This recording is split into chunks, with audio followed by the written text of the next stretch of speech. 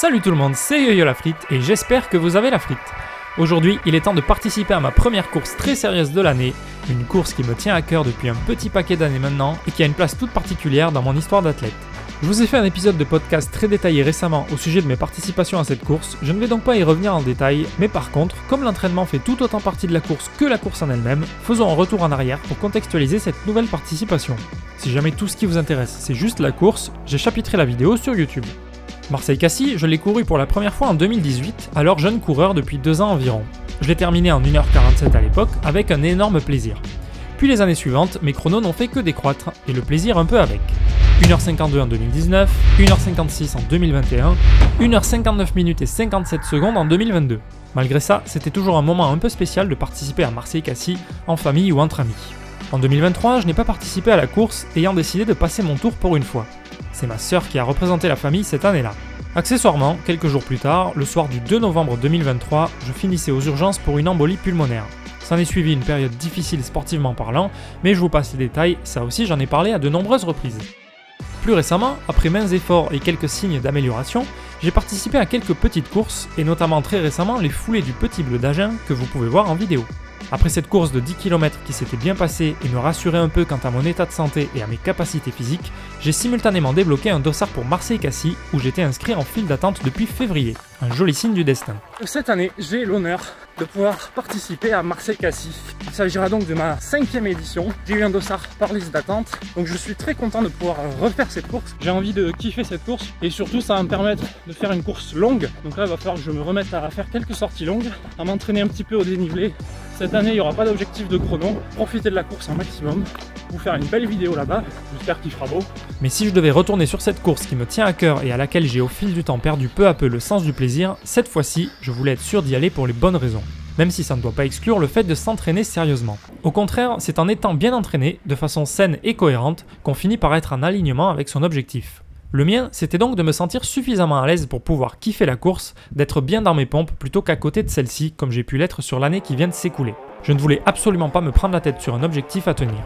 En 2018, lors de ma première participation, celle où j'avais fait mon meilleur chrono, et peut-être même ma meilleure performance sportive tout format confondu, j'avais abordé la course avec une excitation immense, certes avec un plan d'entraînement préalable suivi sur 9 semaines, ce qui reste plutôt court de mon point de vue, mais passons, mais surtout sans une énorme stratégie pour le jour de course. Je l'avais couru aux sensations, ne me fiant qu'à mes signaux à l'instant T pour accélérer ou ralentir, sans m'imposer une allure cible. Résultat, un kiff total et une performance hyper satisfaisante, même des années après. Pour préparer cette 5e édition personnelle à l'occasion des 45 ans de la course, mes semaines d'entraînement après les foulées d'Agen ont donc été variées, structurées avec logique, mais faites selon mes propres ressentis. Pas de plan d'entraînement prédéfini. Après environ 8 ans de pratique, je commence à me connaître un peu.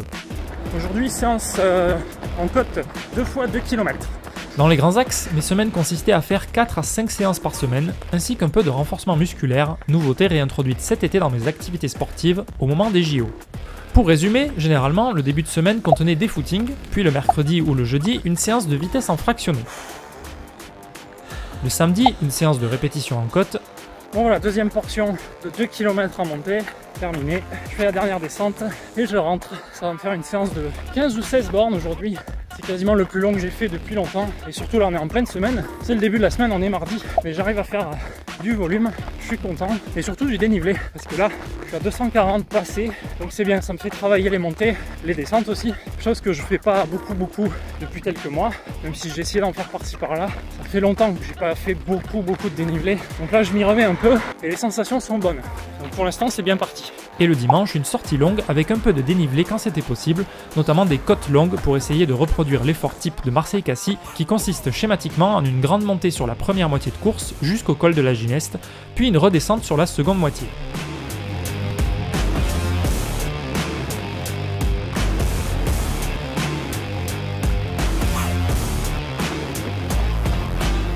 Ok, j'ai terminé le 10 x 100 mètres aujourd'hui en côte. On est le samedi 20 septembre, je crois, 21 peut-être. Séance un petit peu difficile, c'est normal. C'est faire du dénivelé positif très rapidement dans des côtes de 100 mètres. Donc c'est pas un effort que je fais souvent en l'occurrence, du fractionné en côte. Mais je suis content du coup, ça fait travailler. Demain sortie longue, 1h30 peut-être par là, avec du dénivelé je pense. La prépa avance en tout cas. Bon, aujourd'hui sortie longue de 1h30, 2h, entre les deux. Ça va être au feeling avec un peu de dénivelé je pense. Le but principal de la sortie au-delà de ça, c'est de tester la nutrition et d'essayer de manger pendant la sortie. Donc j'ai 2 gels avec moi, on va voir ce que ça donne niveau capacité à ingérer, à digérer pendant la sortie. Ma logique derrière cet aspect nutritionnel, c'est que ça fait des années que j'ai laissé de côté la stratégie de ravitaillement sur mes courses, et sur route, même sur mon marathon l'an dernier, j'ai souvent négligé le fait de manger, et je me contentais toujours de très peu. Sur Marseille-Cassis, hormis la première année où j'ai grignoté quasiment à chaque ravito, je n'ai ensuite quasiment jamais rien mangé les années suivantes. Cette année, j'ai donc voulu remettre de l'ordre à tous les niveaux, et les ravitaillements en courant, c'est un entraînement aussi, que ce soit en termes de gestes, de respiration, ou tout simplement pour habituer son estomac à recevoir une grande quantité de glucides en plein effort. Bien, le gel a été ingurgité il y a une grosse dizaine de minutes. Pour l'instant, rien à signaler. Je continue à faire du dénivelé. Allez, séance terminée. 150 mètres de dénivelé, 16 km 5 en 1h35 à peu près. Les gels, ça s'est bien passé, j'ai plutôt bien digéré, j'ai pas eu de soucis. Je peux pas dire que ça m'ait boosté spécialement, mais ça m'a sûrement permis de maintenir un bon niveau d'énergie. Il va falloir essayer de continuer à faire ça sur les sorties longues, éventuellement d'augmenter un peu les doses pour avoir un apport en glucides qui est bon pendant la course. Après, je vous épargne les détails, mais bon, c'est un truc qui peut être important sur une course comme Marseille-Cassis. Et donc voilà, c'est plutôt positif pour aujourd'hui. J'en suis à une semaine à 51,6 km. C'est ma plus grosse semaine depuis un bon moment. Alors, je veux pas faire du volume juste pour faire du volume, mais généralement quand le volume augmente c'est plutôt bon signe. Il ne faut pas qu'il augmente trop vite, mais c'est quand même signe que je fais des entraînements un peu plus longs, un peu plus fréquemment aussi. Le volume vient tout naturellement, même s'il faut pousser un peu de temps en temps, mais voilà, je veux pas non plus faire 10 km de plus chaque semaine. Je vais essayer de maintenir un volume autour de 40-50 km par semaine, ce sera déjà pas mal pour cette année. Et voilà, on continue. Il reste un bon gros mois avant la course. J'espère qu'il y aura encore quelques progrès. Les semaines passant, les sensations revenaient en moi, je me sentais capable de tenir à des vitesses plus soutenues et j'étais de plus en plus à l'aise dans les montées. Aujourd'hui, j'ai rien trouvé mieux que de faire le hamster dans une petite rampe sur la Garonne pour faire du dénivelé juste à côté de chez moi. Les efforts étant de plus en plus exigeants et mes chaussures déjà bien usées depuis quelques mois, il fallait que je retrouve des paires confortables qui m'éviteraient la blessure. J'ai racheté une troisième paire de Hoka Rincon 3, un modèle qui me va à ravir, cette fois acheté d'occasion, ce qui m'a permis de les avoir à moitié prix. Entre temps aussi, j'ai remis mes Hoka Rocket X jaune pétard, une paire de carbone qui date un peu chez la marque et que j'avais acheté en 2023, juste avant mon embolie, et qui ne m'avait pas trop plu quand j'avais couru pour la première fois avec en début d'année. Mais maintenant que je suis plus en forme, le ressenti est complètement différent, et si elles sont plus rigides que les Rincon, elles sont aussi clairement plus dynamiques.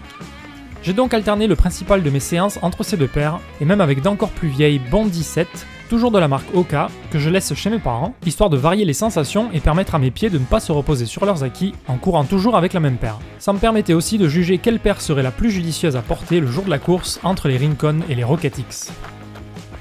Mon frère s'est joint à moi pour un dimanche en sortie longue, puisque lui aussi avait chopé un dossard sur le site finisher.com, et la sortie nous aura surpris tous les deux, faisant plus de 15 bornes avec 315 mètres de dénivelé, le tout couru en moins d'1 heure et demie. La forme semblait là pour nous deux, et il restait juste un peu moins d'un mois pour continuer à prendre de la caisse.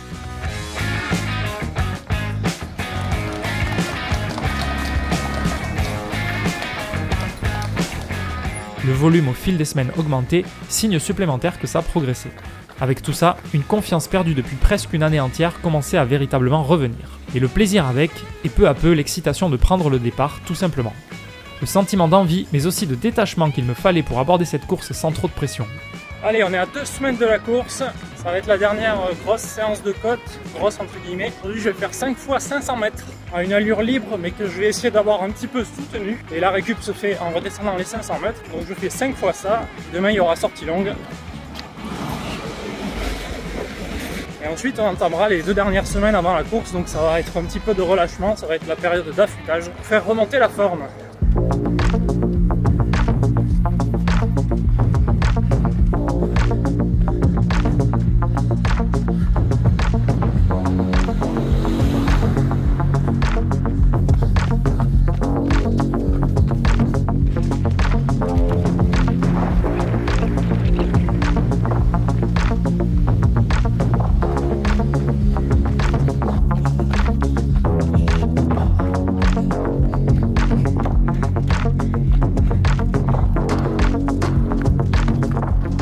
On est à 1 semaine de la course. Aujourd'hui c'est la dernière séance de côte. Elle va durer 1 heure, je vais faire 10 bornes à peu près. Demain, dernière sortie longue. Pareil, elle durera 1 heure, 1 heure et quart grand max, puisque j'ai commencé à réduire le volume. Mais je me sens bien en forme, donc pour l'instant je suis très confiant pour la course. Encore une fois, pas d'objectif particulier, j'ai pas envie de me mettre la pression, mais je profite quand même du fait que la confiance arrive et que c'est très bon à prendre justement. Ça va me mettre dans de bonnes dispositions, donc je suis content pour ça. Et voilà, on continue à ne pas se mettre la pression surtout. Je pense que c'est le plus important, d'y aller avec envie, avec plaisir, et on verra bien ce que ça fait. Pour l'instant, on va au bout. Dernière petite semaine.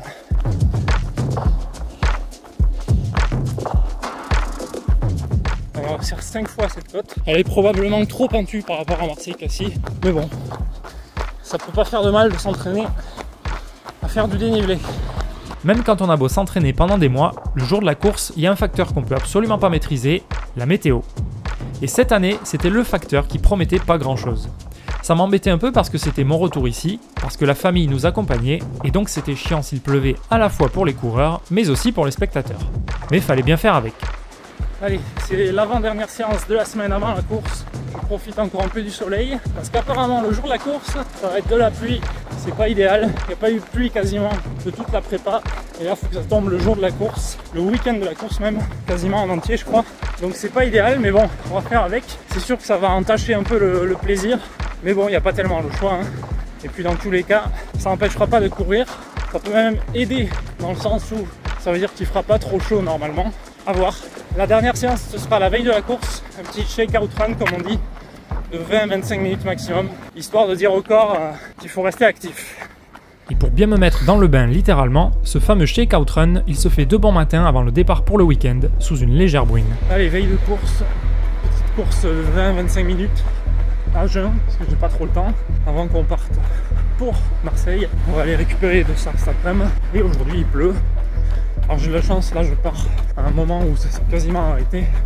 Mais bon, là il faut s'attendre à ce qu'il pleuve, d'après les prévisions. L'espoir était permis jusqu'au matin de la course, car les prévisions ne sont pas absolument fiables en bord de mer, les conditions peuvent changer rapidement. Le truc un peu chiant aussi avec ces nouvelles conditions de pluie qui s'imposent, potentiellement, c'est que je sais pas comment je vais m'habiller.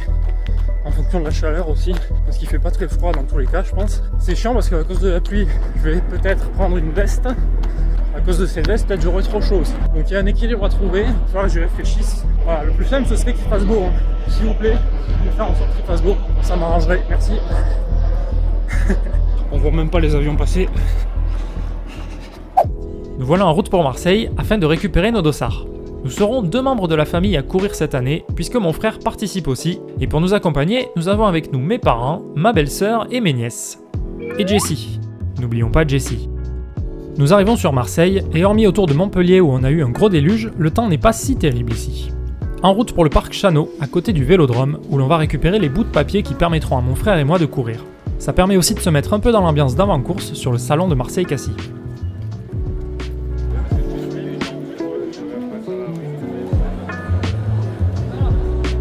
Les dossards récupérés, on fait un petit tour des stands qui sont à peu près toujours les mêmes au fil des ans.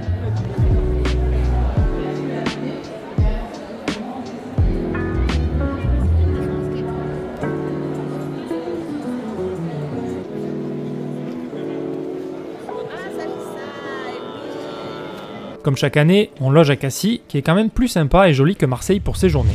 Et évidemment, pour s'y rendre, on passe par la Gineste. De quoi faire l'habituel petit repérage du tracé de demain.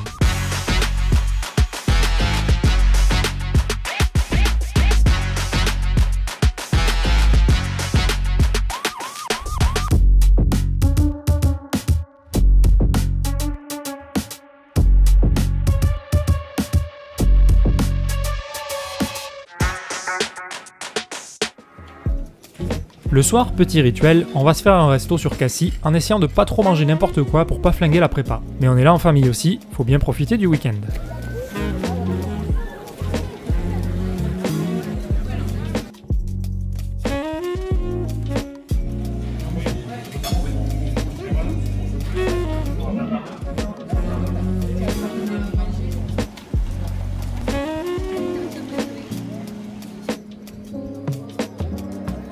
Dernier moment avant d'aller se coucher, j'essaie de peaufiner ma stratégie pluie, mais avec des sacs poubelles de 20 ou 30 litres, c'est pas très concluant.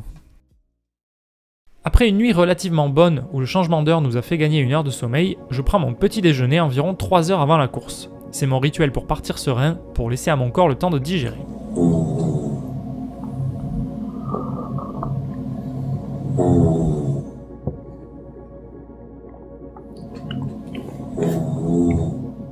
Au vu des prévisions du matin qui se sont améliorées, je mise sur la chance et décide de m'habiller comme s'il allait faire beau.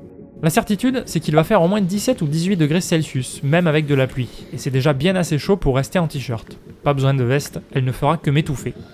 Allez, on est parti, je vais rejoindre mon frère dans un petit rond-point, et après on prend le bus pour Marseille.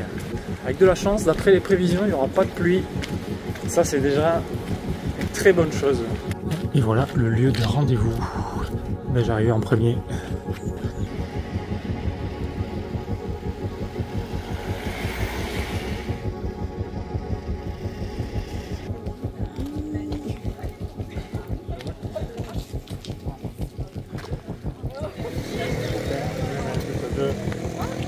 T'as que deux, t'en veux une? On est quatre.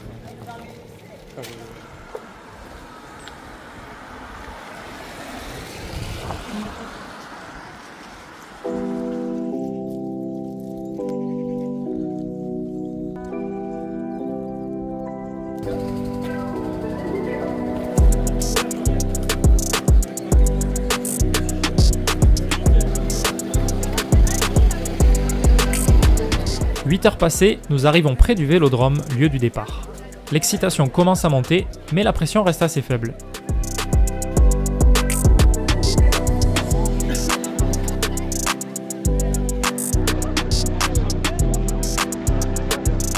Avant le départ, j'ai juste besoin d'un petit passage aux toilettes pour finir de m'alléger, si vous voyez ce que je veux dire.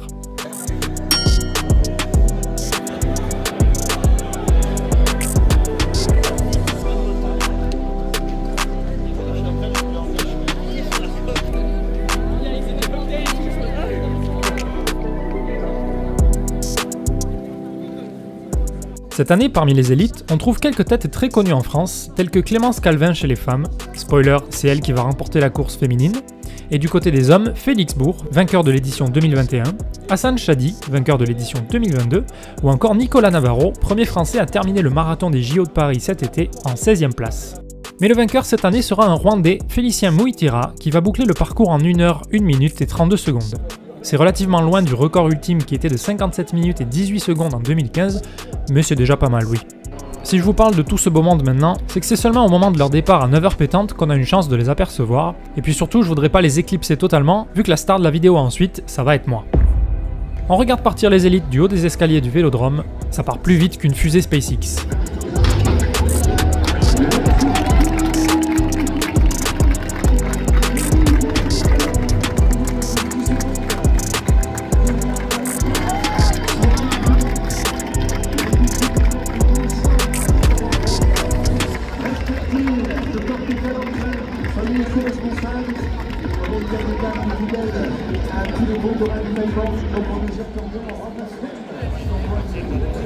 Là, c'est le petit marché aux puces. Comme toujours, nous sommes répartis en plusieurs vagues pour le départ, histoire d'étaler un peu les 20 000 coureurs qui participent. Avec mon frère, comme on n'a pas spécialement forcé, on va se retrouver dans la vague numéro 7 sur un total de 10. Ce que ça veut dire, c'est que 6 autres vagues sont parties avant nous, comprenant des coureurs qui vont réaliser des chronos de 1h20 à plus de 3h. Ce sont d'autant plus de gens que nous nous retrouverons potentiellement à dépasser sur le parcours, car les différentes vagues ne sont séparées que de 3 à 5 minutes les unes des autres. Chaque année, c'est un peu un combat permanent tout au long du tracé, devoir gérer sa propre trajectoire et analyser celle des autres pour ne pas être gêné et trouver son chemin jusqu'à l'arrivée. On est en fond.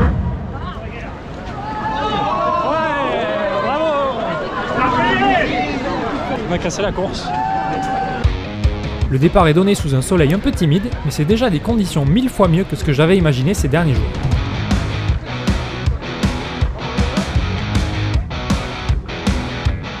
Sur les premiers kilomètres, je me jauge un peu, avec une bonne vitesse oui, mais sans forcer non plus.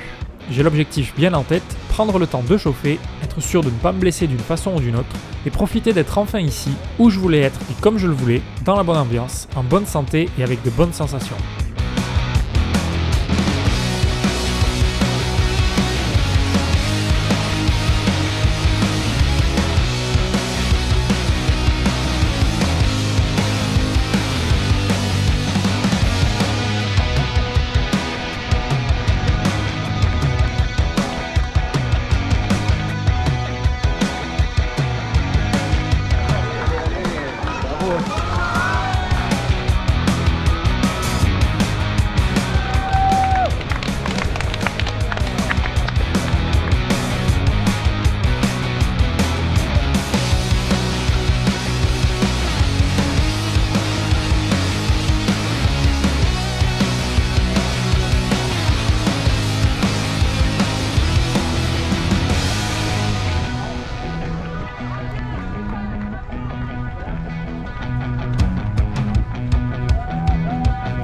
3 km parcourus, seulement 37 mètres de dénivelé positif, l'essentiel de la grimpette va se faire sur les 7 prochains kilomètres.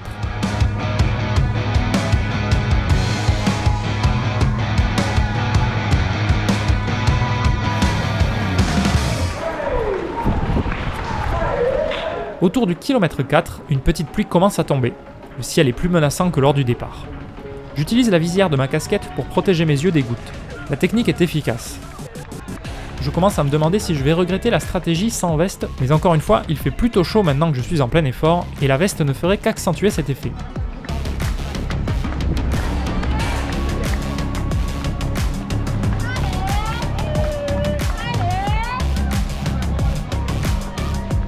Voilà le premier ravito, disposé autour du kilomètre 5, au premier quart du parcours. La pluie est plus intense qu'avant. Je ne m'arrête pas, ma stratégie d'alimentation consiste à prendre un gel énergétique environ toutes les demi-heures, en plus de quelques gorgées d'eau régulièrement.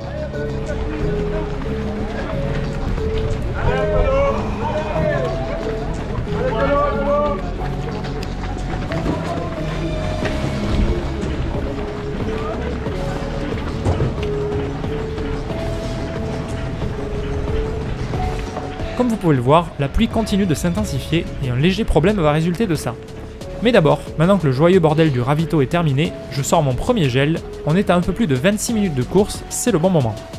J'ai répété ce geste sur les sorties longues les semaines avant la course et mon estomac également est habitué à recevoir ce produit durant l'effort. Ça va lui permettre de garder du carburant tout au long de la course. Comme je vous le disais, maintenant qu'il pleut depuis au moins une dizaine de minutes, je remarque que ça me pose un souci que j'avais anticipé mais que j'avais fini par oublier. Le bitume est mouillé, jusque-là rien de fou, et la pente s'accentue petit à petit pour nous emmener en haut de la Gineste. Le problème c'est que mes chaussures n'accrochent pas très bien à la route quand celle-ci est mouillée. J'avais hésité à mettre mon autre paire, des Hoka Rincon, qui sont moins dynamiques et plus molles que les Carbon de la même marque, mais qui accrochent mieux au bitume mouillé. Là, ma foulée perd un peu d'énergie, le pied part un peu en glissade vers l'arrière en fin d'appui. Dans ma tête, je me dis que soit ça me fait perdre de la vitesse, soit ça me fait dépenser plus d'énergie pour garder la même allure. Dans les deux cas, j'y perds quelque chose. Mais bon, je me concentre sur ma foulée et sur ma trajectoire constamment changeante, et je remarque que sur les bords de la route ou sur les trottoirs, le revêtement est différent, et là j'ai une parfaite accroche.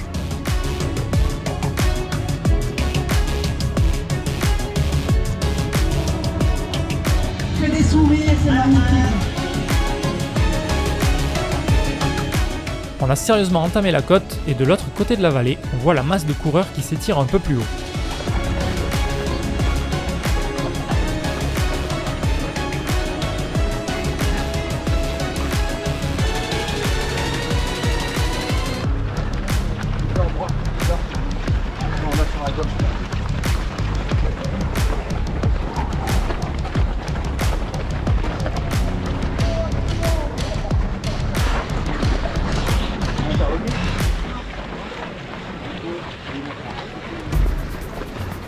La pluie a fini par s'arrêter, elle n'aura pas duré très longtemps. Mes problèmes d'accroche sur le bitume disparaissent peu à peu. Le ciel menace toujours, mais pour l'instant on n'a pas à se plaindre, les conditions sont déjà bien meilleures que ce qu'on pouvait craindre avant.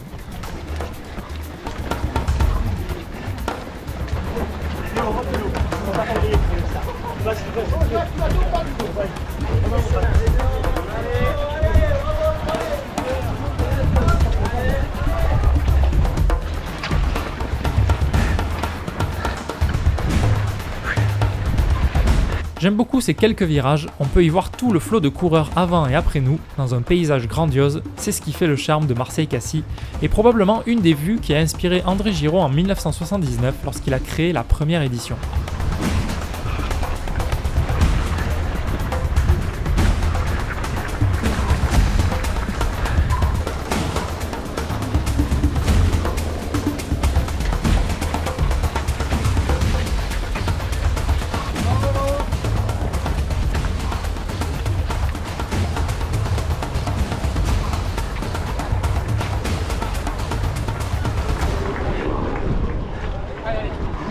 Dans ce virage, on arrive dans un goulot, le flot de coureurs se resserre et forcément on finit par être gêné par les autres.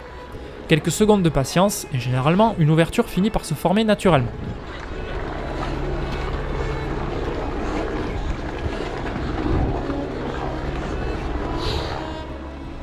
Nous approchons des 10 km parcourus et je viens de dépasser les 300 mètres de dénivelé positif. Au loin, le dernier virage, celui qui débouche sur le col de la Gineste, culminant à 327 mètres d'altitude et qui marque la fin de cette grande montée. Le plus dur est fait selon certains, mais je ne suis pas tout à fait d'accord. Plein de raisons, mais l'une d'entre elles, c'est que si on a trop donné dans la montée, on risque par exemple de ne plus avoir assez de jambes pour relancer sur le plat ou bien dérouler dans les descentes à venir. Pour ma part, le physique semble au rendez-vous, j'ai les jambes qui répondent à mes appels et je redonne du rythme très naturellement sur cette portion de plat. Je me fais confiance porté par l'ambiance. J'aurais presque du mal à y croire, mais tout va bien, alors j'en profite. J'ai de la gratitude pour ce moment.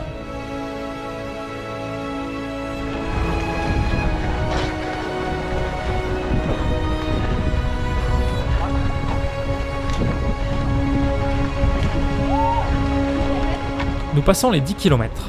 Mon chrono me semble correspondre au temps de passage que j'avais en 2018, que je ne connais pas par cœur, mais que je me souviens être aux alentours de 56 minutes. Je me dis que j'ai donc au moins géré la montée de la même façon, sans spécialement le chercher.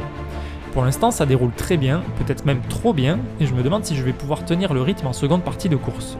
Je reste sur ma lancée, alors que se présente un nouveau paysage devant nous.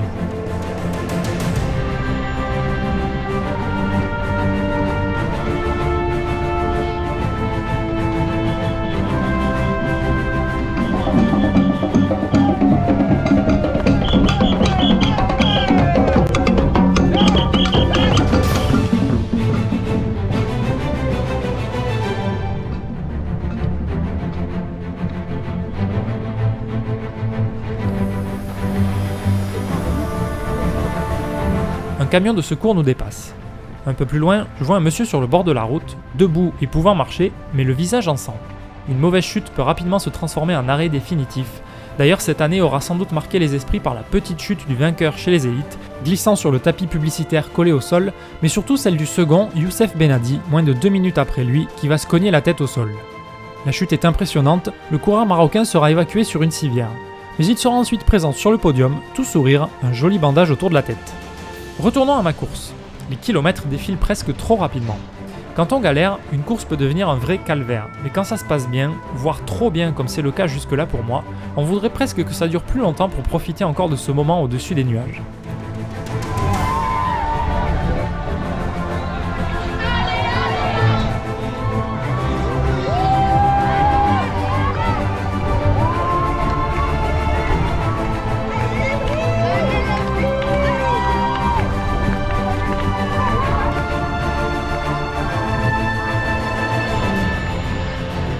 Si on pouvait avoir un doute, c'est confirmé.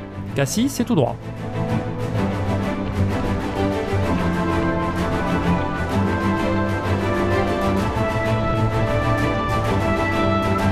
« 14,6 km parcourus, 326 mètres de D+, seulement 112 mètres de D-.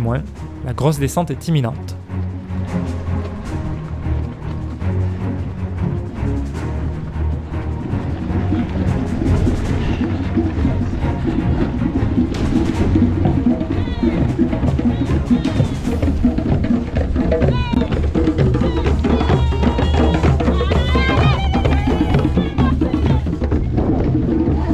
Chaud là.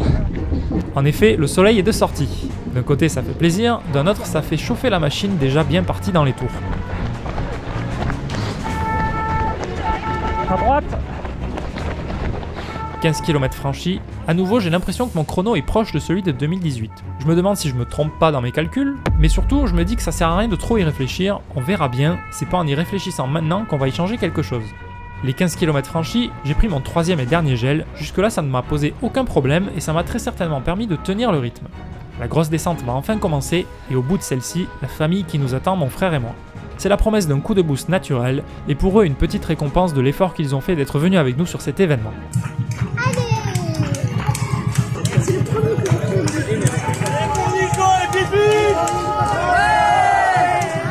Bon, et tonton Yannick, il a quoi? Il a un t-shirt noir? Ah oui, un t-shirt noir. Il y a marqué Intersport dessus, mais bon, on n'a pas gagné. La vue sur Cassis est une des récompenses incontournables, et cette année encore, malgré les prévisions météo, on a finalement la chance d'avoir une très belle vue à cet endroit. On peut mettre derrière nous la pluie, c'est le soleil qui domine malgré les nombreux nuages.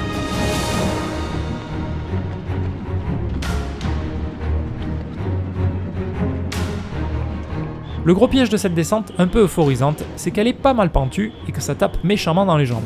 Le risque, c'est de se retrouver sur les portions de plat et à nouveau montantes de la fin de parcours et d'avoir un peu trop cassé de fibres musculaires et se retrouver à galérer pour finir. Mon conseil pour éviter ça, c'est que les descentes, ça se travaille aussi à l'entraînement.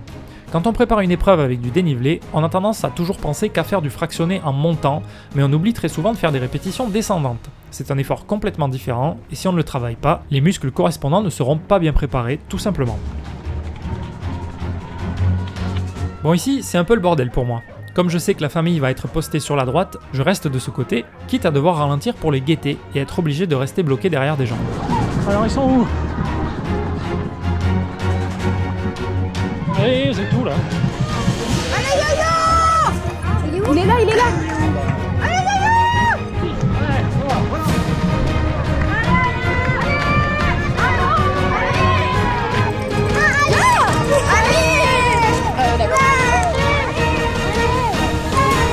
Voilà donc Jessie et surtout mon père qui pensaient filmer, mais en fait non. Et mes nièces, ma belle-sœur et maman, même si la moitié sont cachées derrière un écran. Oh ouais.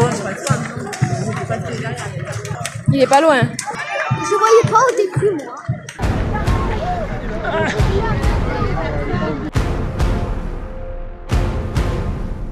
C'est toujours super de voir des membres de la famille en cours de route, ça fait un bien fou, et taper dans leurs mains, comme à celles d'autres inconnus d'ailleurs, mais surtout des enfants. Hop là. Je sais pas pourquoi, mais ça fait toujours accélérer. Bon, tout ça c'est bien beau, mais la course n'est pas terminée. On rentre dans le dur, là où ça remonte un peu. Arrivé en haut de la Gineste, je cumulais 315 mètres de dénivelé positif, et même 326 mètres avant la grosse descente. Il ne restait donc plus que 55 petits mètres de dénivelé environ jusqu'à la fin, mais ce sont à mes yeux les plus durs car ils arrivent essentiellement sur les 2 derniers kilomètres après la grande descente et à un moment où on a déjà donné énormément de nos réserves physiques. Il faut alors user de mental pour terminer. Cette fin de course qui alterne le replat et quelques petites montées a toujours été une grosse difficulté pour moi sur mes 4 éditions précédentes. Cette fois-ci, je ne m'attends pas à ce que ce soit très différent, mais maintenant que j'en suis rendu ici, avec mon passif compliqué depuis 1 an, et avec le chrono que j'ai à cet instant-là, je n'ai aucun mal à me sortir les doigts. Je suis plus là pour trier les lentilles, je voulais profiter de la course sans me mettre la pression, et j'ai réussi. Faire de belles images, et j'ai réussi aussi. Allez. Et maintenant, je peux peut-être même me payer le luxe de battre mon record lors de ma toute première participation en 2018. C'était un rêve inespéré, et maintenant je peux l'effleurer du bout des chaussures, il ne tient qu'à moi de l'atteindre. Je donne tout ce que je peux. Devant moi, les coureurs ne me bloquent pas. Même si je zigzague pas mal comme tout au long de la course, j'ai la chance d'avoir des ouvertures assez larges à tous les coups, sans avoir à chercher, et je déroule naturellement entre tout le monde, tel Moïse séparant les eaux en deux. Ma course défile sans accroc, je vois que mon chrono va dans tous les cas m'amener autour des 1h47. Moi qui pensais que faire moins de 2 heures serait déjà plus que bien aujourd'hui, j'ai du mal à y croire, et pourtant c'est bien vrai.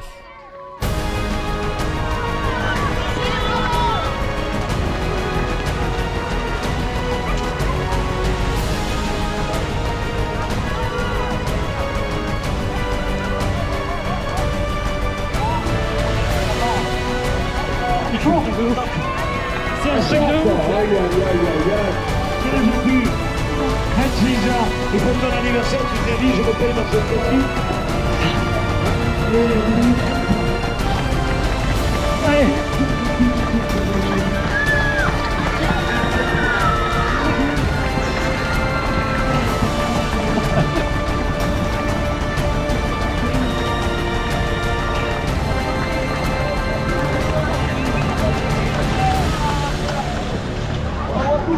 I'm back! Yes!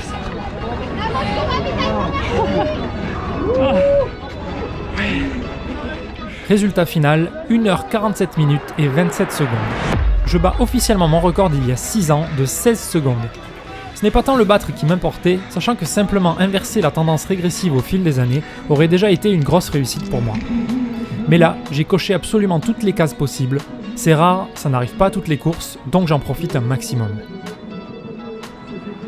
Ce sentiment est génial, et je suis d'autant plus heureux qu'il arrive sur ma course préférée.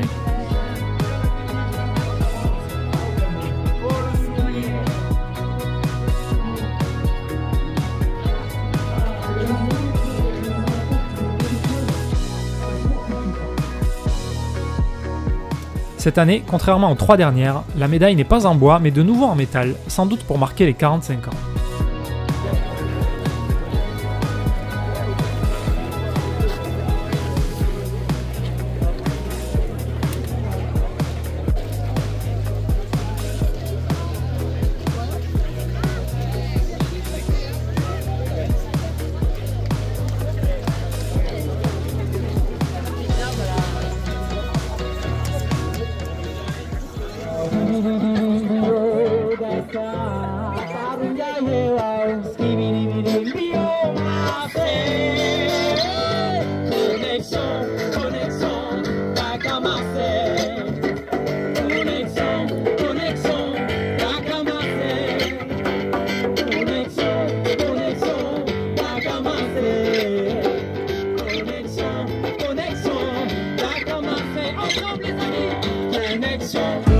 Que retenir de tout ça? Si j'écoute le yo-yo de 2021 qui en fin de vidéo disait qu'il fallait pas trop se prendre la tête avec le chrono, chose que je me suis dit à plusieurs reprises au fil de ma vie d'athlète, je suis bien content de pouvoir dire qu'il avait raison. Cette année, oui, j'ai battu mon meilleur temps, mais je suis infiniment plus heureux de l'avoir fait en ayant relâché la pression pendant toutes les semaines d'entraînement. Je m'alimente de façon exemplaire depuis plusieurs mois maintenant, en sachant les quelques problèmes de santé que m'a réservé cette année passée, et évidemment que ça m'aide à mieux m'entraîner et à mieux dormir, ce qui constitue les 3 piliers fondamentaux du sport. Tout ça fait que la performance est revenue plus naturellement, dans un ensemble cohérent, sans que j'ai eu l'impression d'avoir forcé à aucun moment.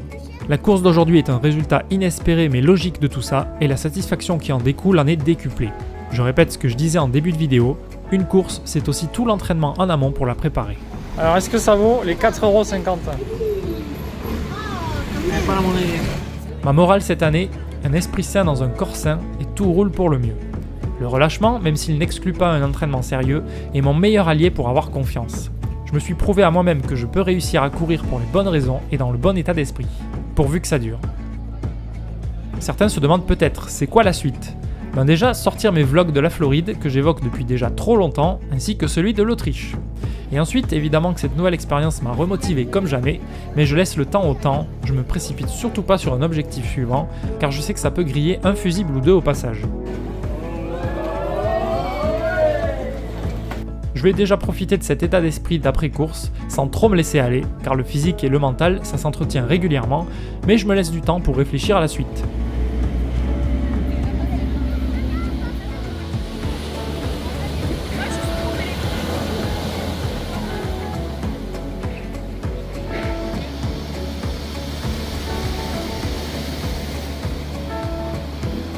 En attendant, je vous remercie d'avoir suivi, merci encore à ma famille d'avoir été là, merci et bravo aussi à mon frère pour sa 5e participation.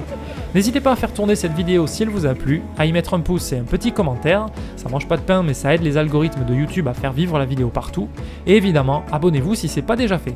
D'ici la prochaine fois, n'oubliez pas de garder la patate, prenez soin de votre santé, et moi je vous dis à très bientôt. Je te lève. On va se lever.